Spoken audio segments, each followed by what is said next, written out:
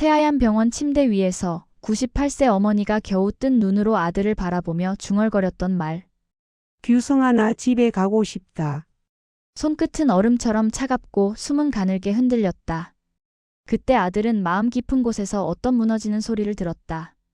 평생 어머니의 등에만 기대 살아온 사람이 이제는 어머니의 등을 붙잡지 않으면 주저앉을 것 같은 순간이었다. 그날 이후 아들은 결심했다. 어머니의 마지막 집을 내가 만들겠다. 그러나 그는 알지 못했다. 그 집 안에 평생 숨겨져 있던 어머니의 비밀이, 그리고 자신의 비밀이 함께 드러나게 될 것이라는 사실을. 사연 시작 전 구독과 좋아요 눌러주신 후 지금 어느 곳에서 듣고 계신지 댓글로 알려주시면 그곳에 큰 복이 함께 하길 진심으로 바라겠습니다. 나는 어릴 적부터 가난이 무엇인지 뼈로 배웠다. 아버지가 떠난 뒤 어머니의 손에는 굳은 살이 터지고 또 터졌다. 새벽 5시에 일어나 파출을 가고 저녁엔 식당 설거지를 했다. 어머니가 밤늦게 돌아오면 나는 항상 잠든 척 눈을 감았다. 왜냐하면 어머니가 내 이불을 덮어주는 그 순간만큼은 어머니도 잠시 쉴 수 있을 것 같아서였다. 어머니의 손등에는 깊은 자국이 3개 새겨져 있었다. 그건 내가 초등학교 4학년 때 엄마, 우리도 언젠가 내 집에서 살 수 있어? 라고 물었을 때 어머니가 속으로 삼켰던 눈물의 자리와도 같았다. 어머니는 그때 아무 말도 하지 않았다. 그저 내 머리를 쓰다듬으며 작은 미소만 지었을 뿐이었다. 하지만 나는 알았다. 그 침묵이 얼마나 무거운 것인지를. 중학교 2학년 때였다. 나는 미술 선생님에게 처음으로 칭찬을 들었다. 너 그림 재능 있다. 미대 준비해봐라. 그날 나는 처음으로 내 인생의 꿈이라는 단어를 얹어보았다. 화가. 나는 화가가 되고 싶었다. 하지만 집에 돌아와 어머니의 등을 보는 순간 그 단어는 사치처럼 느껴졌다. 미대 학원비는 한 달에 50만 원. 어머니의 한 달 수입은 80만 원이었다. 나는 그날 밤 스케치북을 서랍 깊숙이 밀어 넣었다. 어머니는 늘 같은 말을 했다. 규승아, 넌 내 인생을 살아라. 나는 괜찮다. 나는 알았다. 그 말 뒤에 숨어 있던 건 나는 괜찮지 않다는 사실을. 하지만 어머니는 절대 그 말을 꺼내지 않았다. 그래서 나도 꿈을 꺼내지 않았다. 20대 초반 나는 작은 인쇄소에 취직했다. 그림을 그리는 일은 아니었지만 적어도 색을 다루는 일이었다. 어머니는 그때부터 조금씩 몸이 약해지기 시작했다. 허리 디스크, 고관절 수술, 당뇨. 나는 결혼을 생각해 본 적이 있다. 30대 중반쯤 직장 동료가 소개팅을 주선했었다. 만난 여자는 괜찮은 사람이었다. 밝았고 따뜻했다. 하지만 3번째 만남에서 그녀가 물었다. 부모님은 어떻게 지내세요? 나는 대답했다. 어머니 혼자 계세요. 제가 모시고 살아요. 그녀는 잠시 침묵했다. 그리고 그 침묵이 곧 대답이라는 걸 나는 알았다. 그 뒤로 나는 연애를 생각하지 않았다. 어머니와 나. 우리 둘이면 충분했다. 아니, 충분하다고 스스로를 설득했다. 70대가 되었을 때 어머니는 90세였다. 나는 그때 깨달았다. 시간은 누구에게나 공평하지 않다는 것을. 어머니에게 남은 시간은 내게 남은 시간보다 훨씬 짧았다. 그리고 작년 겨울 그 사건이 일어났다. 그날은 12월의 첫 번째 목요일이었다. 나는 회사에서 오후 3시쯤 전화를 받았다. 이웃집 김 여사님이었다. 규승 씨, 어머니가 쓰러지셨어요. 지금 119 불렀어요. 손에 들고 있던 커피잔이 바닥에 떨어졌다. 뜨거운 액체가 내 발등을 적셨지만 나는 아무것도 느끼지 못했다. 그저 달렸다. 회사에서 집까지 40분 거리를 나는 20분 만에 도착했다. 응급실 복도는 소독약 냄새와 사람들의 불안이 뒤섞여 있었다. 나는 커튼 너머로 어머니를 보았다. 산소 마스크를 쓴 채 눈을 감고 누워 계셨다. 의사가 나를 불렀다. 고관절 재골절입니다. 98세 고령이라 수술이 쉽지 않습니다. 게다가 집 구조가 위험합니다. 화장실까지 턱이 있고 방문 폭도 좁아 휠체어 출입이 불가능하더군요. 퇴원 후 안전한 환경이 필요합니다. 나는 고개를 끄덕였지만 사실 아무것도 들리지 않았다. 귀에서는 계속 98세, 고령, 위험이라는 단어만 맴돌았다. 수술은 3시간 만에 끝났다. 어머니는 회복실에서 깨어났지만 예전처럼 걷지 못했다. 휠체어 생활을 해야 했다. 이번 2주째 되던 날 어머니가 창밖을 보며 중얼거렸다. 규승아, 나 집에 가고 싶다. 그 말을 들은 순간 나는 무너졌다. 평생 어머니를 지켜야 한다고 생각했지만 정작 어머니를 지킬 집조차 제대로 마련하지 못한 내가 부끄러웠다. 월세 40만 원짜리 낡은 빌라. 좁은 방 하나, 부엌 하나, 화장실 하나. 어머니는 그곳에서 70년을 살았다. 그날 밤 나는 혼자 작업실 책상에 앉았다. 작업실이라 부르기도 민망한 집 한쪽 구석 책상이었다. 나는 떨리는 손으로 종이를 펼쳤다. 선을 그었다. 지우고 다시 그었다. 수없이 뒤틀리고 찢어지고 덧그려진 선들. 그것은 집의 설계도였지만 사실은 어머니를 향한 나의 후회 그 자체였다. 나는 중얼거렸다. 어머니, 이제라도 꼭 편하게 살게 해드릴게요. 그때 깨달았다. 나는 지금까지 어머니 때문에 꿈을 포기했다고 생각했지만 사실은 그 반대였다. 어머니는 내가 꿈을 꾸도록 평생을 바쳐주셨는데 나는 그 꿈조차 포기하면서 어머니께 아무것도 드리지 못했다. 그 밤 나는 결심했다. 어머니의 마지막 집을, 그리고 나의 첫 번째 꿈을 함께 짓기로. 은행 대출 상담을 받으러 간 날 창구 직원이 물었다. 대출 용도가 주택 구입이신가요? 아니요. 신축입니다. 신축이요? 그럼 토지는 이미 확보하셨나요?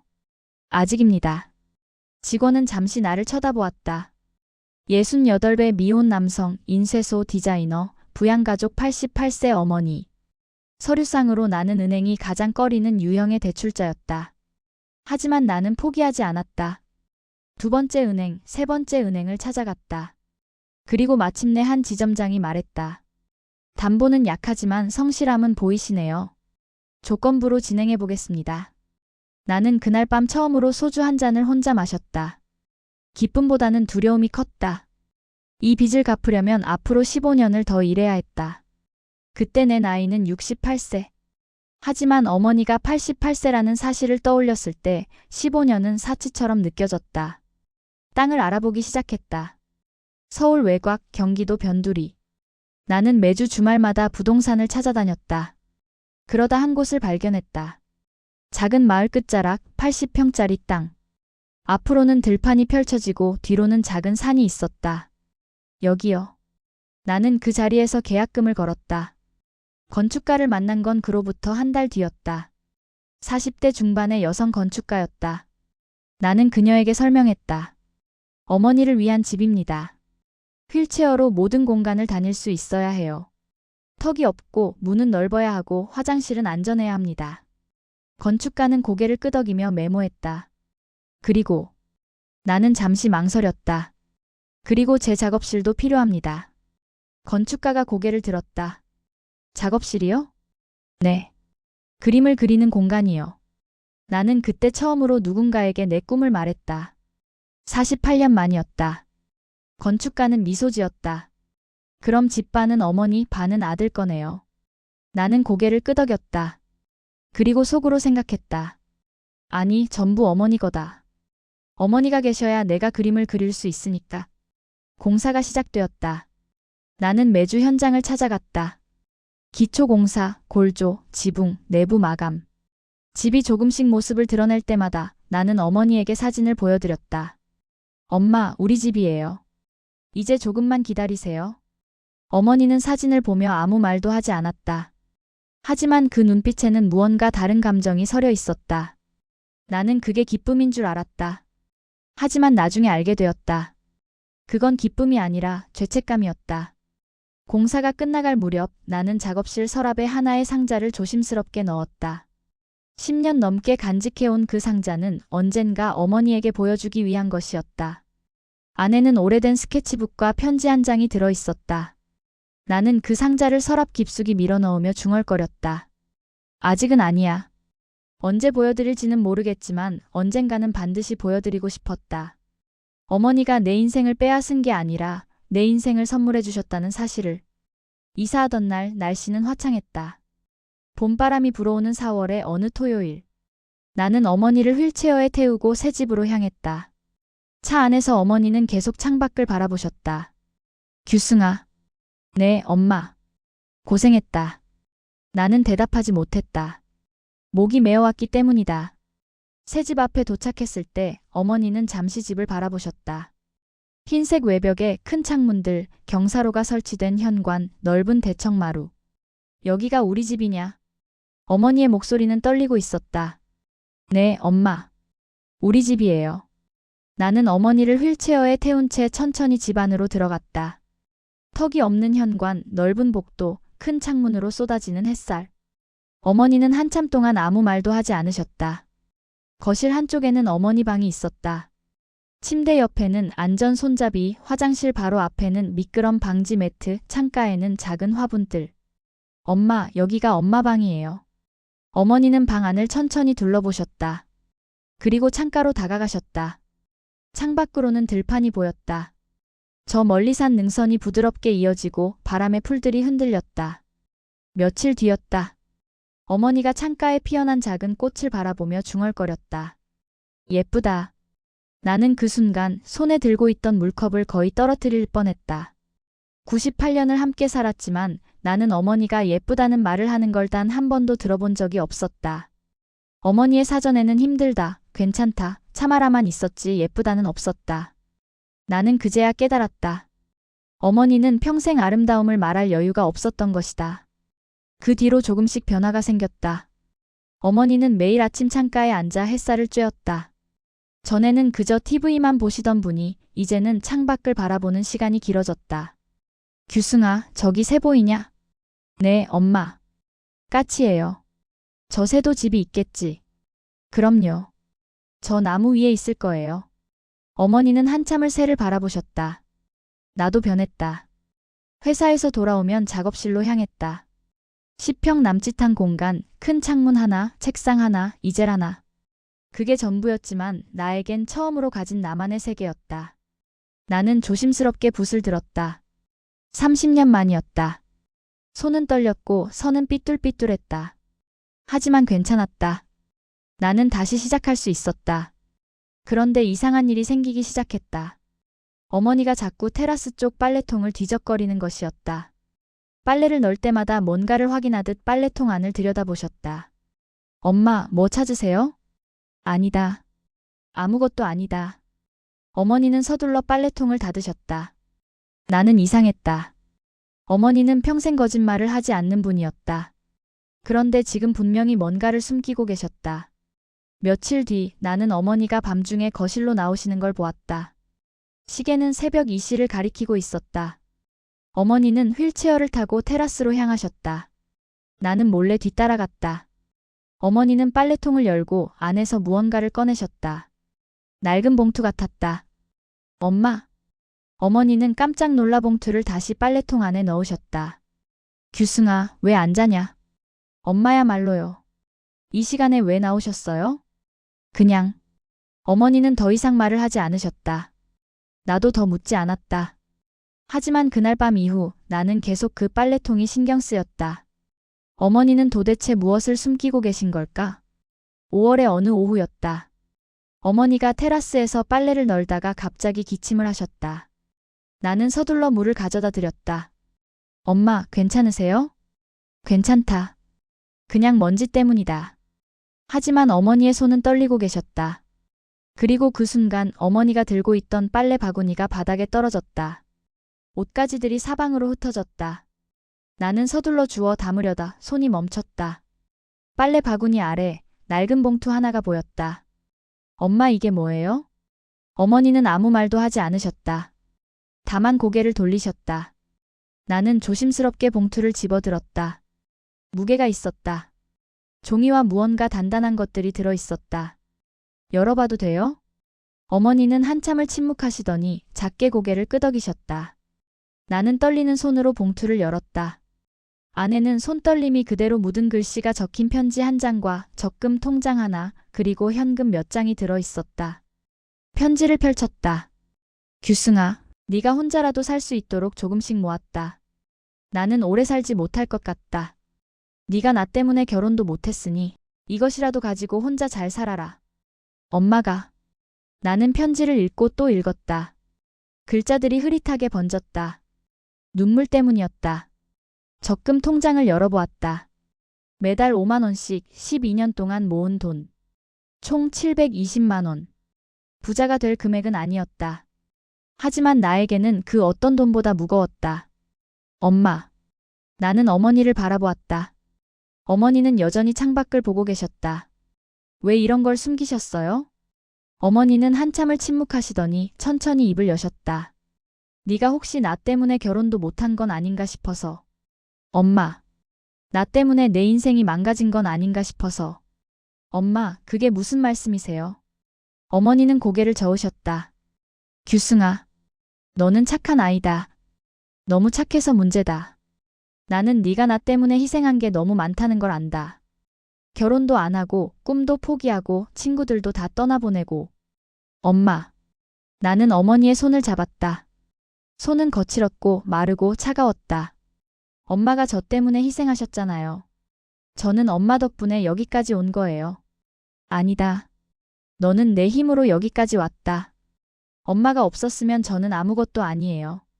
어머니는 고개를 저으셨다. 그리고 작게 중얼거렸다. 미안하다. 그 한마디에 나는 무너졌다. 평생 자신을 지켜준 방패가 이제는 죄책감에 흔들리고 있었다.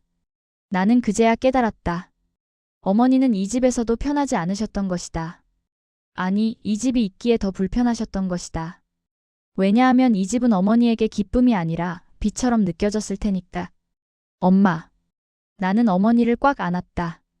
98세의 몸은 새처럼 가벼웠다. 엄마는 절대 제 인생을 망치신 게 아니에요. 엄마는 제 인생을 살게 해주신 거예요. 어머니는 한참을 아무 말도 하지 않으셨다. 다만 떨리는 손으로 내 등을 두드렸다. 그날 밤 나는 작업실로 향했다. 더 이상 미룰 수 없었다. 어머니가 죄책감에 짓눌려 계신 이상 나도 내 비밀을 보여드려야 했다. 나는 서랍을 열었다. 그 안에는 10년 넘게 숨겨온 상자가 있었다. 다음 날 저녁 나는 어머니를 작업실로 모셨다. 엄마, 보여드릴 게 있어요. 어머니는 의아한 표정으로 나를 바라보셨다. 나는 서랍에서 상자를 꺼냈다. 먼지가 쌓인 낡은 상자. 10년 넘게 손대지 않은 그것을. 이게 뭐냐? 엄마한테 언젠가 보여드리려고 했던 거예요. 나는 상자를 열었다. 안에는 오래된 스케치북과 편지 한 장이 들어있었다. 먼저 스케치북을 꺼냈다. 표지는 색이 발해 있었다. 나는 천천히 첫 페이지를 넘겼다. 거기에는 100계속 낡은 빌라의 풍경이 그려져 있었다. 좁은 골목, 빨래가 널린 옥상, 비오는 창문. 우리가 살던 집이었다. 다음 페이지에는 어머니의 손이 그려져 있었다. 굳은 살 박힌 손, 거친 손등, 깊게 패인 주름. 나는 그 손을 수없이 관찰하며 그렸었다. 또 다음 페이지. 어머니가 설거지를 하는 뒷모습. 좁은 부엌, 낡은 수도꼭지, 구부정한 등. 어머니는 아무 말 없이 스케치북을 넘기셨다. 페이지를 넘길 때마다 어머니의 얼굴이 조금씩 굳어갔다. 그림은 계속 이어졌다.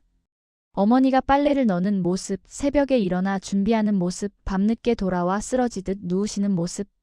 나는 어머니의 모든 순간을 그렸었다. 마지막 페이지에는 어머니의 초상화가 있었다. 깊은 주름, 바람결처럼 얇은 흰머리, 그러나 누구보다 강한 눈빛. 어머니는 한참을 그림을 바라보셨다. 그리고 천천히 입을 여셨다.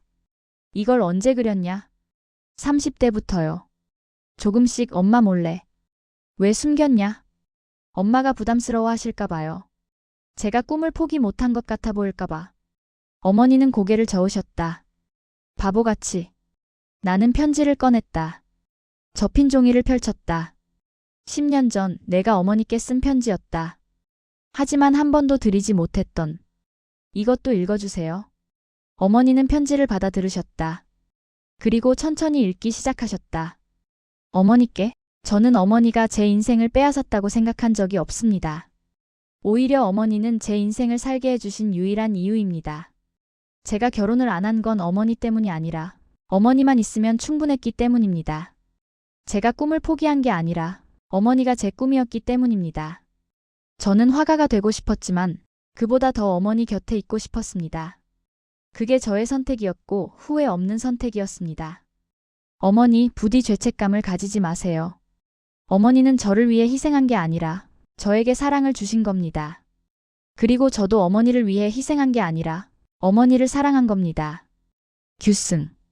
편지를 다 읽은 어머니는 한참을 아무 말도 하지 않으셨다. 다만 편지를 꽉 쥐고 계셨다. 규승아. 네, 엄마. 고맙다. 어머니의 목소리는 떨리고 있었다. 엄마야말로 고마워요. 나는 어머니 옆에 앉았다. 두 사람은 한참을 아무 말 없이 앉아 있었다. 창밖으로는 석양이 지고 있었다. 어머니가 먼저 입을 여셨다. 규승아, 너는 행복하냐? 나는 고개를 끄덕였다. 네, 엄마. 행복해요. 진짜냐? 진짜예요. 어머니는 미약하게 웃었다. 나는 그 미소를 처음 봤다. 98년을 함께 살았지만 어머니의 진짜 미소는 이번이 처음이었다. 그럼 됐다. 어머니는 그렇게 중얼거리셨다. 나는 그제야 깨달았다. 평생 자신을 위해 희생한 어머니에게 나 역시 아무것도 갚지 못했다고 생각했지만 사실은 그 반대였다. 어머니는 내 행복만 원하셨고 나는 어머니와 함께하는 것만으로 충분했다. 우리는 서로를 위해 희생한 게 아니라 서로를 사랑했던 것이다. 그 뒤로 우리의 하루는 조금씩 바뀌었다. 어머니는 더 이상 빨래통에 봉투를 숨기지 않으셨다. 나도 작업실에서 그림 그리는 걸 숨기지 않았다. 어머니는 가끔 작업실에 들어오셔서 내 그림을 구경하셨다. 규승아, 이게 뭐냐? 들판이에요. 우리 집 앞. 예쁘네. 어머니의 예쁘다는 말을 들을 때마다 나는 가슴이 뭉클했다. 어머니가 이제야 삶의 여유를 찾으신 것 같아서. 아침에는 함께 대청마루에 앉아 햇살을 쬐었다. 어머니는 따뜻한 차를 마시며 창밖을 보셨고 나는 스케치북에 그날의 풍경을 그렸다. 규승아. 네, 엄마. 바람이 좋다. 그래요, 엄마. 그게 전부였다. 긴 대화는 필요 없었다. 그저 옆에 있다는 것만으로 충분했다. 오후에는 산책을 나갔다. 휠체어를 밀고 동네 한 바퀴를 도는 것이 우리의 일과였다. 어머니는 길가의 핀 꽃들을 하나하나 구경하셨다. 저 꽃은 이름이 뭐냐? 민들레예요. 민들레. 어머니는 그 이름을 되뇌셨다. 마치 처음 듣는 이름인 것처럼. 저녁에는 함께 저녁을 먹었다. 특별한 음식은 아니었다. 된장찌개, 김치, 밥. 하지만 함께 먹는다는 것만으로 맛있었다. 규승아, 잘 먹었다. 많이 드세요, 엄마. 배부르다. 어머니는 늘 그렇게 말씀하셨다. 하지만 나는 알았다. 어머니가 배부르다고 하시는 건 음식 때문이 아니라 마음 때문이라는 것을. 밤에는 둘이 대청마루에 나란히 앉아 하늘을 올려다보았다. 별이 쏟아지는 밤하늘. 도시에서는 볼 수 없던 광경이었다. 규승아. 네, 엄마. 별이 많다. 그래요. 정말 많아요. 예쁘다. 어머니의 예쁘다는 말을 들을 때마다 나는 마음이 따뜻해졌다. 어머니가 이 세상의 아름다움을 다시 발견하고 계신다는 것이 기뻤다. 엄마, 내일도 별 보러 나올 거죠? 그럼. 너 있으니까. 그 한마디면 충분했다. 어느 날 이웃 할머니가 놀러 오셨다. 마을에서 가장 가까운 집에 사시는 분이었다. 어머님, 여기 너무 좋으시겠어요? 네, 좋습니다. 어머니는 드물게 미소를 지으셨다. 아드님이 효자시네요. 어머니는 나를 바라보셨다. 그리고 말씀하셨다. 네, 효자입니다. 나는 고개를 숙였다. 부끄러웠다. 나는 효자가 아니었다. 그저 어머니를 사랑하는 아들일 뿐이었다. 하지만 어머니에게는 그게 효도였던 것 같다. 어느 날 아침 나는 일찍 일어나 어머니 방 앞을 지나가다 발걸음을 멈췄다. 어머니가 창가에 앉아 뭔가를 중얼거리고 계셨다. 규승이가 행복해서 다행이다. 나는 문 뒤에서 가만히 서 있었다. 내가 더 오래 살았으면 규승이 혼자 남겠지. 그래도 규승이는 이제 괜찮을 거야. 어머니는 혼잣말을 하고 계셨다. 나는 그제야 깨달았다. 어머니는 떠날 준비를 하고 계신 것이었다. 나는 조용히 내 방으로 돌아와 침대에 앉았다. 가슴이 답답했다. 어머니를 보내야 한다는 사실을 나는 아직 받아들일 준비가 안 되어 있었다. 하지만 동시에 알았다. 언젠가는 그날이 올 것이라는 걸. 그래서 나는 결심했다. 어머니가 계시는 동안 단 하루도 후회 없이 보내자고. 다음 날부터 나는 어머니와 더 많은 시간을 보냈다. 산책도 더 자주 나갔고 대청마루에도 더 오래 앉아 있었다. 규승아, 왜 자꾸 나랑 있냐? 일은 안 하고. 엄마랑 있는 게 제일 좋아서요. 바보같이. 어머니는 웃으셨다. 어느 날 저녁 나는 어머니께 물었다. 엄마, 후회되는 거 있어요? 어머니는 한참을 생각하시더니 대답하셨다. 없다. 진짜요? 진짜다. 네가 있어서 행복했다. 나는 고개를 끄덕였다. 그리고 조용히 말했다. 저도요, 엄마. 엄마 덕분에 행복했어요. 어머니는 내 손을 잡으셨다. 차갑고 거칠지만 그 어느 때보다 따뜻한 손이었다. 몇 달 동안 공들여 그린 그림이었다. 엄마, 완성했어요. 어머니는 그림을 보셨다. 캠퍼스 위에 어머니는 창가에 앉아 미소 짓고 계셨다. 햇살이 얼굴을 비추고 눈빛은 평온했다. 이게 나냐? 네, 엄마예요. 나는 이렇게 안 생겼는데? 아니에요. 제 눈에는 이렇게 보여요. 어머니는 한참을 그림을 바라보시더니 작게 웃으셨다. 고맙다. 제가 더 고마워요. 나는 그날 밤 처음으로 일기를 썼다. 오늘 어머니의 초상화를 완성했다. 어머니는 내가 그린 얼굴이 자신이 아니라고 하셨지만 그건 내가 본 진짜 어머니의 모습이다. 평생 힘들게 사셨지만 그 누구보다 아름다운 분. 나는 이 그림을 통해 어머니가 얼마나 소중한 분인지 기억하고 싶다. 그리고 언젠가 어머니가 떠나시더라도 이 그림을 보며 어머니를 떠올릴 수 있을 것이다. 이제 우리의 하루는 단순하다. 어머니는 아침에 창가에 앉아 햇살을 쬐다.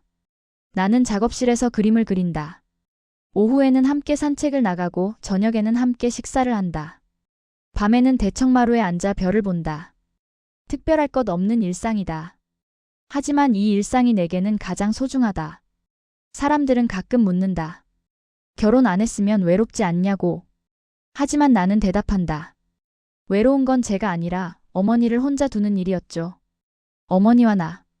우리 둘은 서로를 위해 희생한 게 아니다. 우리는 서로를 선택했다.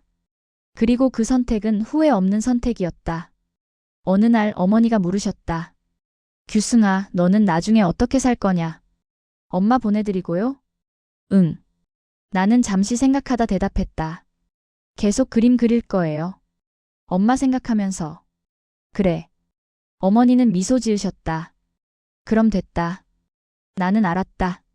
어머니가 걱정하시는 건 자신이 떠난 뒤 내가 혼자 남는 것이라는 걸. 하지만 나는 괜찮을 것이다. 어머니가 내게 남겨준 사랑이 있으니까. 오늘도 해가 진다. 대청마루에서 어머니와 나는 나란히 앉아 노을을 바라본다. 규승아. 네, 엄마. 예쁘다. 어머니의 예쁘다는 말을 들을 때마다 나는 가슴이 따뜻해진다. 어머니가 이 세상의 아름다움을 발견하셨다는 것이 기쁘다. 엄마, 내일도 노을 볼 거죠? 그럼. 너 있으니까. 그 한마디면 충분하다. 어머니와 나. 우리는 서로의 이유다. 어머니는 내가 살아가는 이유였고 나는 어머니가 웃는 이유였다. 그리고 이 집은 우리가 함께 만든 마지막 선물이다. 화려하지 않지만 따뜻하다. 크지 않지만 충분하다. 완벽하지 않지만 우리에게는 완벽하다. 단 하루라도 더 어머니가 꽃을 보고 예쁘다고 말해주는 날이 이어지길. 단 하루라도 더 어머니와 함께 별을 보는 밤이 이어지길. 나는 오늘도 조용히 기도한다. 그리고 내일도 모레도 어머니 옆에 있을 것이다. 그게 내 선택이고 내 행복이니까. 많은 사람들이 묻습니다. 성공한 노후가 뭐냐고. 큰 집, 많은 재산, 화목한 자식들. 세상은 그런 것들을 성공한 노후라고 부릅니다. 하지만 98세 어머니는 다른 걸 보여주셨습니다. 창가에 앉아 예쁘다고 말할 수 있는 여유. 아들과 함께 별을 보며 너 있으니까라고 말할 수 있는 평온. 평생 힘들게 사셨지만 인생의 마지막 순간만큼은 진정으로 행복하신 분. 그게 진짜 부러운 노후가 아닐까요? 돈이 많아서가 아니라 사랑하는 사람이 곁에 있어서. 집이 커서가 아니라 함께 나눌 사람이 있어서. 어머니는 이제 알고 계십니다. 자신이 평생 짐이 아니었다는 것을. 아들도 이제 알고 있습니다.